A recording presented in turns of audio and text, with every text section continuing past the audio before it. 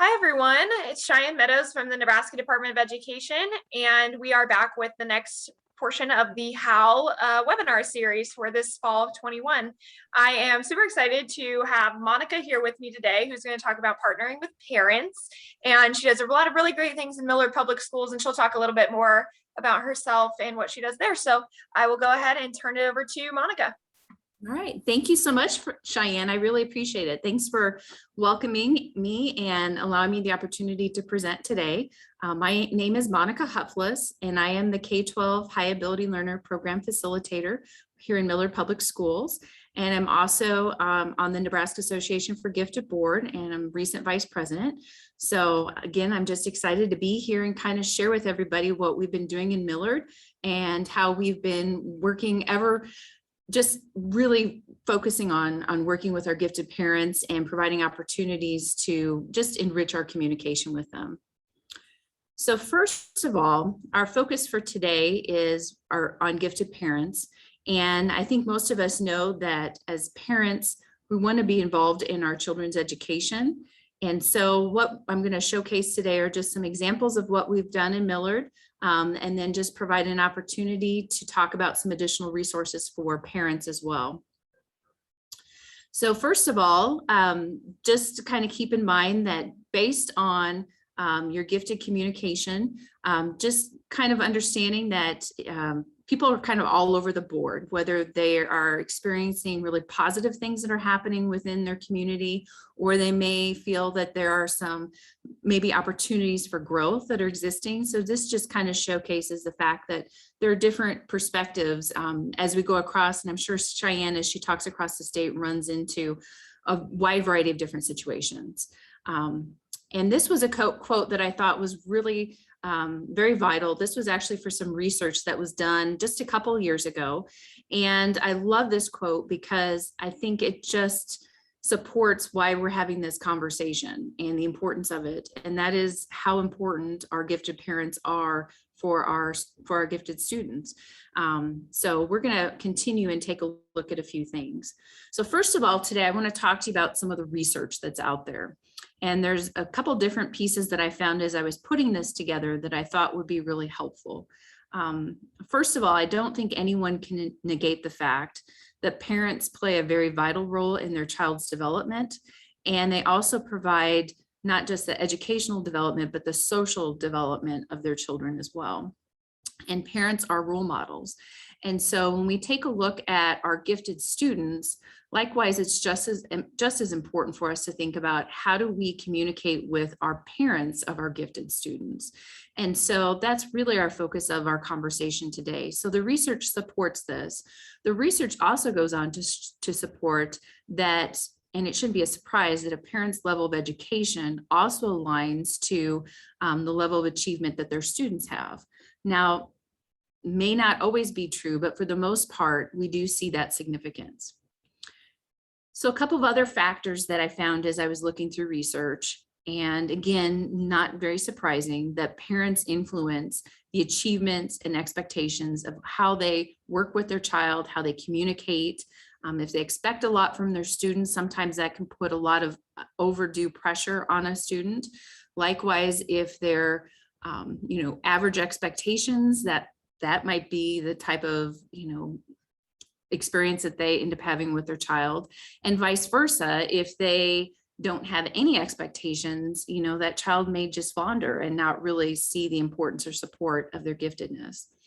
Likewise, the parents facilitate the development of their children by providing them gifted opportunities. So that's a piece that you're going to see today that I'm going to share with you. Just some extra communication that obviously with COVID that districts have worked to support parents and families ever more so. And so I'll kind of showcase what we've been doing in Millard, but just making sure that students have that stimulating environment when they're working at home. Another piece that I thought was vitally important too is that not only is it academic importance, but it's also the leisure activities. So how does that child de-stress, so to speak? So what opportunities are out there for, a child that, if they are high anxiety, how does that parent help that child cope with those anxiety issues? or if a student, may be that perfectionist. And how does that parent help with that? Or if they have some social emotional learning concerns, how are they helping support their child? So finding those leisurely outlets and activities, healthy ways to support their growth and learning is important too. Also, research has found, which is not a surprise, that majority of parents advocate for their gifted children, which is very true. I thought what was very interesting though in this research was that there was a lack of consistency. So when we talk about how schools are building programs, putting together curriculum and engaging parents, there's a lot of inconsistencies in how some of that can happen and how it can occur. And I guess it shouldn't be too much of a surprise because we see at the national and at state levels that depending upon where your school district resides, you may have more guidance and support in how to do that, or you may not. So I think that's something that we'll need to continue to take a look at. All right. The other thing that I want to consider is the fact that when we take a look at giftedness, sorry, my lights just went out in my room. But when we take a look at giftedness, that there can be that disproportionate communication. So when you think of district level leaders like myself, working with our HAL facilitators, and then also, providing communication with parents, there may be that lack of communication that happens in the communication chain between, the program facilitator, the HAL facilitators, and then the parents or the classroom teachers. So keeping that in mind, and also the fact that as well, how we identify gifted students, there can be some problems with that too. The fact that, every state can look at how you identify in different ways across the country. And likewise, even in some school districts in similar states that have different ways of looking at that. So those are some things I think we need to take a look at. When we also take a look at all of our classroom teachers, and I take a look at as well beyond our classroom teachers, but also our HAL facilitators and how important their roles are in communicating between school and family. They see that child day to day and how that they communicate what's happening with lessons, with students' progress is really vital to how that student can do or how that student does in school. So again, that's some research that supports that too. All right, so how do we communicate in Millard? I will tell you that this has been a long, progressive opportunity for us to grow as a district. And we've had even some resistance over the years where we've had to kind of step back and look at, okay, are we communicating enough? And likewise, you'll see that we've gotten some feedback over the years that that communication could be better. And we've owned that and we're working through that process. So we'll kind of talk about how we're working on bettering our communication and what's happening with some of the upcoming curriculum cycles as we move forward.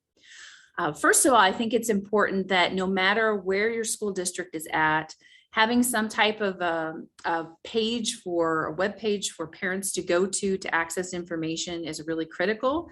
And so I put a link on this to our district website, and I'm just going to kind of click on it so you can take a look at it. But HAL is actually listed as one of our departments on our district website. And this whole page basically states what the goal and the philosophy is. And in meeting with Cheyenne a few weeks ago at ESU 3, recognizing that we probably need to kind of focus also on, maybe updating this a bit. And in fact, I'm planning on calling in a group of educators as well as parents in the next year or two, where we'll look at updating our HAL program plan. And this would definitely be one of our topics to look at in thinking about our mission and what our focus is. But I think it's important that you have whatever communication out there so parents know what the expectations are. I do get a lot of phone calls, and it's always really helpful when I do have parents that say, yep, I've been to your website but I have a question about this. I think that just really helps show the importance of how the program's streamlined. So I think that's important. You'll see that we list our qualifications and experiences. We also have some links, which I'm not going to click on all of these, but if you go to our district website, you'll see that we have different components of our program listed so that anyone can take a look at it. And I think that in and of itself is really important. We're not hiding anything about our program. We're being very transparent, especially when we have parents that move from school to school, or they come into our district from other states and they have questions about how do we do things. I think it's important that they see, and it's all right there for them to find. So we do have information. I have links on here to some presentations, like this one right here is for my elementary facilitators. There's another one here for my middle school facilitators. And it's a document where it basically is a beginning of the year presentation, and they can take that and then they can customize it for their building and add in their building contact information. So I think that's really important. HAL identification procedures, that's really critical. This one's probably, and I'm going to click on this link. This one is probably our most highly accessed document because it summarizes how we identify students. And if you remember in the research that we just talked about, that's a concern parents have, because right now across the nation, how we identify varies. And there's a lot of reasons for that. Could be based upon, the climate and culture of that building, the progression of students for that district, could be based on if they're in an urban, suburban, or rural school district, what expectations are. But this document in particular, this is the one that I do get a lot of questions about, which is great. And you'll notice that when we take a look at our identification procedures in Millard, we do differentiate between our primary or K2 students and how we screen. And then we also have then what we call our Compass program, which is where we verify and identify students for our gifted program. And that's for students in grades 3 through 8. And you can kind of take a look at this at a later time and kind of scroll through and see the criteria that we use. And with the help of Cheyenne, I know we're in the process right now of having our identification procedures reviewed and working through a Javits grant right now. So we're excited about the opportunity to learn about how we can even continue to grow and learn through the process of what we can do better in identifying gifted students in our district. So I think it's, like I said, it's very important for parents to be able to access that information, and they should be able to find it wherever you decide to put it at your district level. Another piece that I think is important, so I mentioned this earlier, over the last few years, we really have had kind of some growing pains where we've really had to step back and think about our program. For example, in my role, this is the 3rd year that I'm full-time in this position. When I started 4 years ago, I split this position with other duties.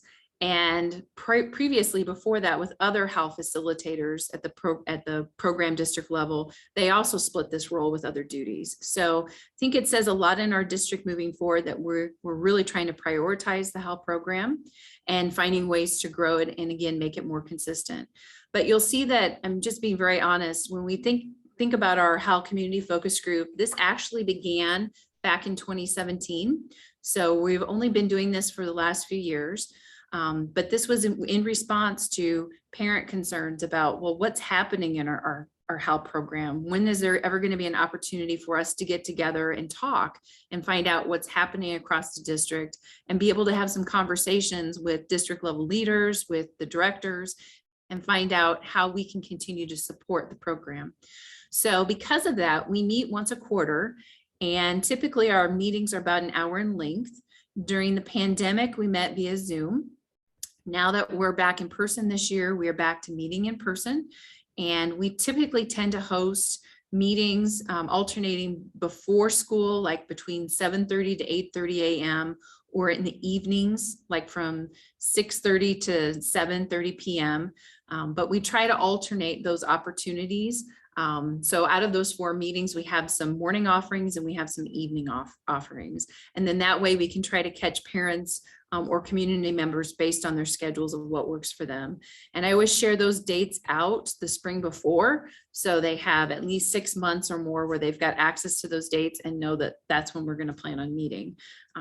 So when we meet as a focus group, it's really kind of awesome. We meet with HAL parents. So I work really closely with building administrators, building principals to identify HAL parents within their buildings that are interested in participating in this. I also bring in some of our K-8 HAL facilitators where they represent different regions of our district. so that they can be part of the conversations. We also have building admin representation from elementary, middle, and high school. And then the directors of secondary ed and elementary ed help support me, and then myself as the program facilitator. So we have a mixture of people, and it's really neat to kind of sit back for that hour and have that opportunity to just focus on HAL. And it also allows us that opportunity to communicate with our community members and inform them what's happening and seek their input too. So usually it's about 40 participants or so each year that get together. So you might wonder, okay, so what's a typical agenda? Well, like any good meeting, we try to have some type of an opening, some type of an activity that engages the audience. And then our real goals, we spend some time at each meeting talking about what's the goal of our meeting. Because participants are busy, not everyone can make it to every meeting. So it's important for us to always keep our goals at the forefront, and the goals are listed there. Our purpose of these meetings, first of all, is to inform those who are present. We want to educate them and let them know what giftedness is, because sometimes parents have questions about that, which is no surprise. How do we collaborate with them? So we want to have that open conversation where they can feel free to reach out to me or the directors or vice versa. We want to be able to communicate with them, and they're also advisors for us. So we'll come forward and ask questions from their group to get some feedback about their thoughts regarding next steps. We also tend to try to keep some time at those meetings for any NDE health updates that Cheyenne might have, and just letting them know. And it was great, like last year, for example, Cheyenne came in, she Zoomed at one of our meetings, and it was just a great opportunity for parents to ask her questions about HAL. So again, I think it's important to make those connections and make sure that you keep that communication going with NDE too. We also like to showcase what's happening in buildings. So I'll have health facilitators showcase what's going on. I will share out photos of tweets from Twitter that happen on our MPS HAL webpage, Twitter page. So we'll showcase that. It's also a great opportunity to talk about curriculum and some of the curriculum updates. We've been really busy the last 4 years since I started in this role of updating. We've completely updated all of our elementary curriculum and our middle school curriculum, and we're continuing to add to that. So we're just looking at ways to make it better. And then we always try to end each meeting with a call to action, because who wants to sit on a committee and not have that opportunity to participate, to voice concerns, questions, to add input? So we always leave with some type of call to action. So if you're thinking about doing some type of a community focus group, please feel free to reach out to me if you have any questions about that. The other piece that I think has been really important for us too is that we provide HAL program surveys. And we've been doing this over the last few years, and about every 2 to 3 years or so, we send out surveys.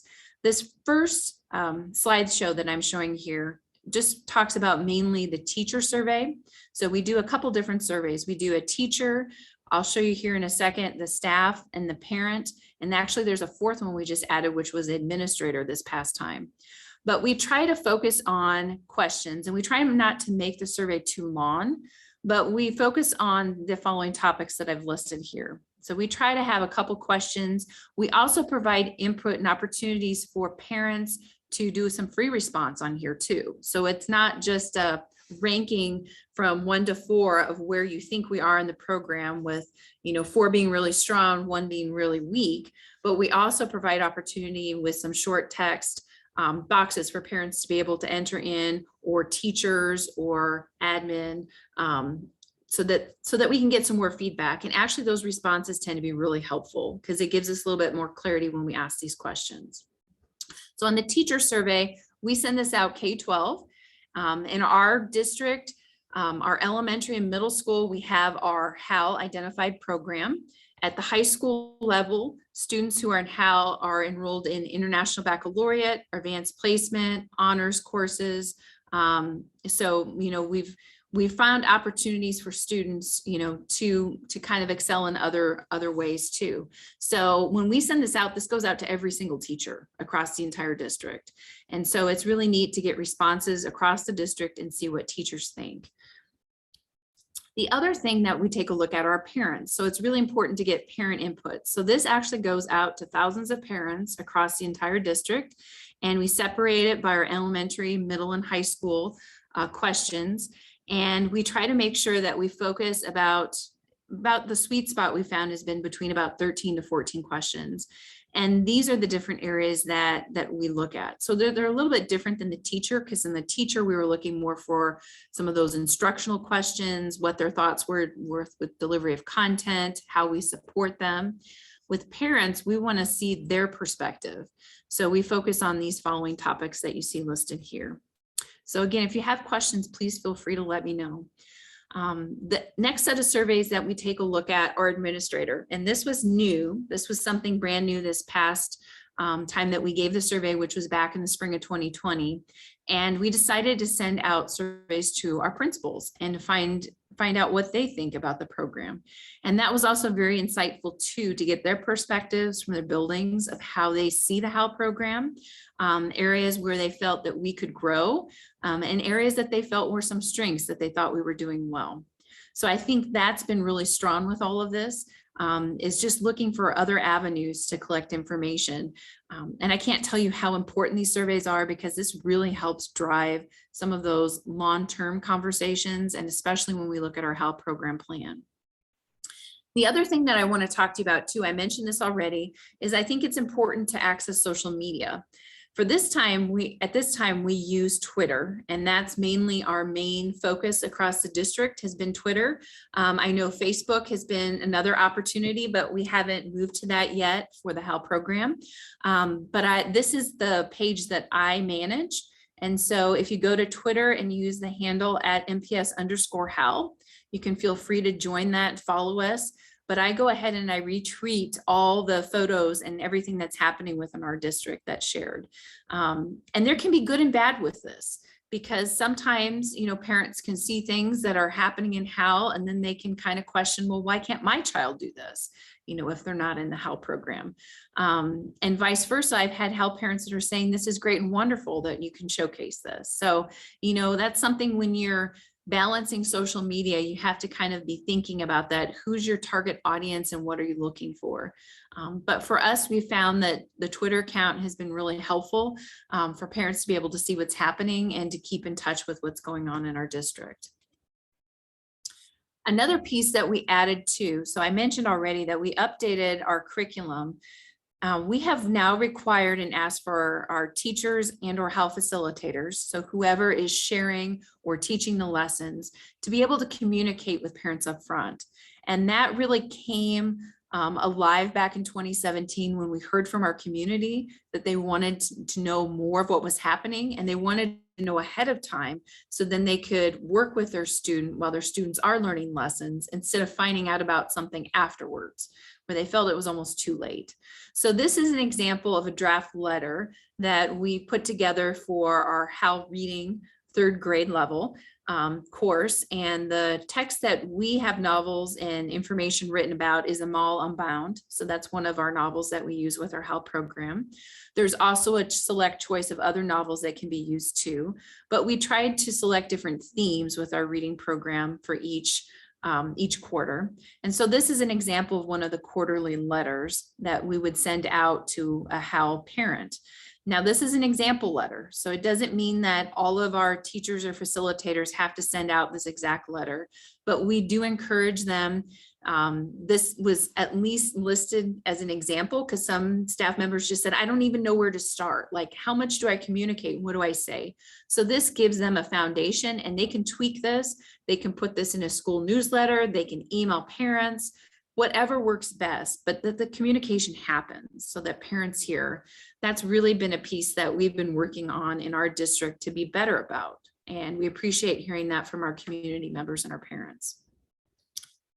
The other thing that we've been working on is making sure that we include report card comments, and also making comments at parent conferences. So that was another piece that we had some feedback on, that, parents would attend conferences and never hear anything. They knew that their child was identified by the COGAT or by an IQ test, and then that was it. They never heard anything more. So we do ask that comments are put onto report cards. And so this is an example of information that's shared with teachers. about what our expectations are and making sure that they include the program name in it with their comments so that parents know what's happening, and then follow up at conferences. So again, just another example. I think the one thing that I've learned in this role is the more examples you can provide and the more guidance you can provide, the better off you can be in helping your staff with that. So this is an example here of an opportunity that we put together 2 years ago during the pandemic. I was asked by my directors to take a look at what was happening in the metro area for the summer, because that was when pretty much a lot of things were shut down and parents weren't sure what to do with their students. So this kind of evolved from that, and I just continued it this past year. And my plan is to continue to do this. And I actually share this out with all building principals and ask them to post this on their district web pages so that parents can see what's happening, and that HAL facilitators share out to their parents so that they know that there are a lot of opportunities in our community. You'll notice that there's a little bit of wording up here that I think is really important. This, again, like I said, was due to COVID-19.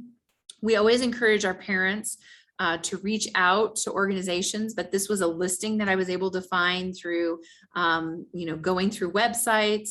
As a parent myself in the district with students who are in HAL, some of the contacts that I had, we have an Activities Express, which is a newspaper where we have different vendors and community members who advertise. So I was able to kind of go through that and find some places, and then just word of mouth through like our ESU 3 HAL advisory that we have that meets, just to find out what was going on. So you'll notice at the bottom, which is kind of hard to see because it says that I'm sharing my screen, but just to note that these are opportunities.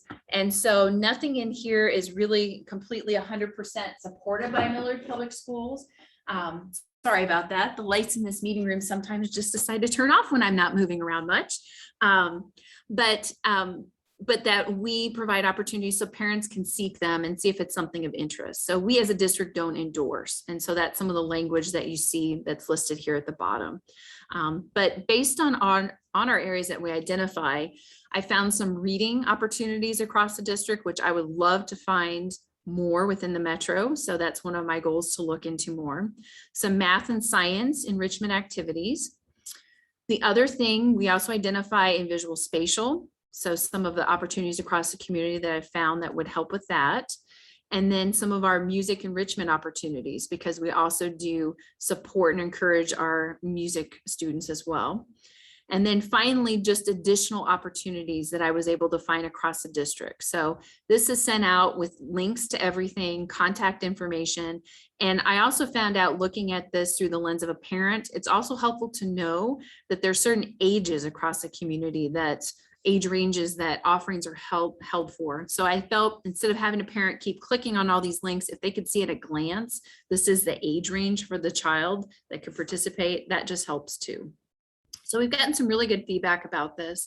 And again, I envision this is something I'll continue to work on and update so that we can provide that support for our parents too, because they're not just HAL students during the school year, they're HAL students all the time. And so what can we do to help with that? So that's an example of what we share out. So like any good educator, there's always opportunities to grow. And one of the areas that I personally want to grow in, and I did go through the process of learning about this, but if you haven't heard about it, there is the SING, supporting parent or model parent groups opportunity. And SING is an amazing organization. I actually, back in November of 2019, became a SING facilitator. I just haven't had an opportunity to have a group in, because shortly after that, when I was going to get started, COVID hit. But they do provide even online options. But I did link this on the presentation as well. If you're unfamiliar with this organization, whether you're an educator or a parent, I think it's really important for you to know that they do offer these workshops. And typically they're offered within the local area. So myself and Kathy Wischau, who is another HAL facilitator in my district, we're the only ones in the state that currently are on this list. But if you're interested in finding a group, what these groups are is they're parent groups, and you meet for maybe 6 to 10 weeks. And this is the book that guides you. And I have my own copy that I just shared you a second ago. But as a facilitator, there's usually 2 facilitators that guide the conversations as educators. and they meet with a group of parents and they just talk about giftedness. And it's really powerful for parents to find other parents that might have, questions or concerns about their gifted student, might not understand why their child acts the way that they do, or just have some general overall questions. So I think it's a very powerful model, and it's something that I know in the metro area I would love to develop more. We tried to bring this to the Nebraska Association for Gifted Conference back in, was it 2020? But we just didn't have enough people register. So as you can see, there's people all across the country that are registered to do this. And right now there's only 2 of us here in Nebraska, and I would love to change that because I think social emotional learning and well-being of our gifted students is something really important that we need to work on and grow, especially within the state. So that's something in Millard, that's a goal for me. And Kathy and I have been talking about when we could possibly start some of those sessions. Typically those meetings can happen anytime during the day, but for both of us, because we're educators, will probably happen in the evening or weekend. But we're kind of looking into that. The other thing that I would love to develop is a HAL newsletter. So it's something I haven't done. Getting the Twitter account up and running was big. So, and keeping that going, but I would love to do something district-wide. And finding opportunities to support parents, whether it's just information about, research or what's happening, just to keep parents informed, I think would be helpful too. Because as you saw with our focus group, I can only have so many people attend that every year. So there are a lot more HAL parents than just, 30 to 40. So that's something I want to work on. And then a goal in talking with my directors, since we do have the HAL program plan that we want to start evaluating within the next year or so, is start including parents. We haven't done that. So we're really good at strategic planning, and that's how this is modeled after, but we've never included parents before. So I think that will be a strong addition for us to consider. Typically it's educators within our district. Sometimes it's outside community members as well, but we just haven't had parents. So I think that'll be important for us to update. So if I did have a lot of participants, I would be asking for feedback about what other communication ideas that they have. But if you do have something that you want to share with me, please feel free to email me and let me know. My contact information will be at the end of this presentation. All right, so additional resources. I think this is important for educators and parents. These are some links that I put together that I think are just helpful for parents to understand better, and even educators, depending upon where your school district is at across the state. If you're a metro, suburban, urban school district, rural school district, just knowing that there's a lot of resources out there, it's just kind of overwhelming. And fortunately, the last couple of years, I've had the opportunity, I'm working on my gifted endorsement through the University of Nebraska at Kearney, and I'm in the process right now of finishing with my practicum course. But over the last couple of years, I've run into some really neat resources. So I just wanted to kind of share those with you and make sure that you knew what they were. If you're not familiar with the Nebraska Association for Gifted, again, that's the board that I'm on and I'm vice president. I would highly encourage you to look into this organization. I know we don't have it posted yet, but we will be posting our 2022 conference, and we're in the process of planning that. So just know that there is an organization within Nebraska. So if you want to learn more about giftedness and opportunities that you can learn and grow from that, whether you're an educator or parent, I think it's really important for you to know that this organization exists. So that's one in particular. If you're not familiar with the national organization, NAGC is phenomenal. And they always do such a nice job at their national conferences, also providing opportunities for parents and children to attend too. So the conference this year is actually going to be in Denver in a few weeks. But again, if you're not familiar with that, or if you're unable to attend the conference, it's also being hosted virtually. So you could definitely sign up for that if you aren't able to attend in person. But even this website, there's just a ton of information that I have gone to as resources in working with gifted parents. So I think just being aware of this resource is really important. This is also linked on our district website too. So just knowing that there is a national organization. Also, if your students in advanced placement or international baccalaureate courses, I've linked the websites to those because I think that's important to recognize that that is also a resource for some higher educational information. If you're not familiar with the Gifted Development Center, I was very unfamiliar with this until a couple of years ago, but this is in Colorado. And they provide opportunities just to help support parents. So if you as a gifted parent have concerns or questions about your child, they do further consultation. They will help support you in whatever your needs are, which I'm sure that there probably is a fee associated with that, but just making sure that you know that there are other avenues as well too, if you do have questions or concerns. So I put that on there. Renzulli Learning for Creativity.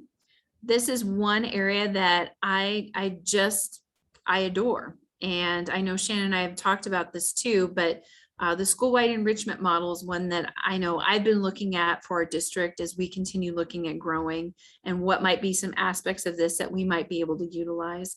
But the Confertate or the Confertude is an amazing conference that happens once a year during the summer. And if you're a parent or an educator, I would just highly encourage you to continue or to consider attending this conference and or learning more about it. But very well known with Dr. Renzulli and Dr. Sally Rice and all the research that's been going on at the University of Connecticut. I think it's just important for parents and for educators to know about that there's a lot of resources and information out there. So I linked that on here. Another resource that I found very beneficial over the last few years too is also understanding, when you're talking about literature and what you can do with gifted learners, the College of William and Mary has some great resources for educators, for parents.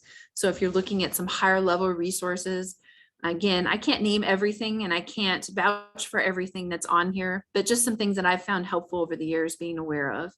Vanderbilt University also has a program too, and they have an institute. So I think that's important. So if you're interested in maybe sending your student to a national opportunity, this might be something you could consider. And so there's a lot of information that's on here too, information for parents, educators.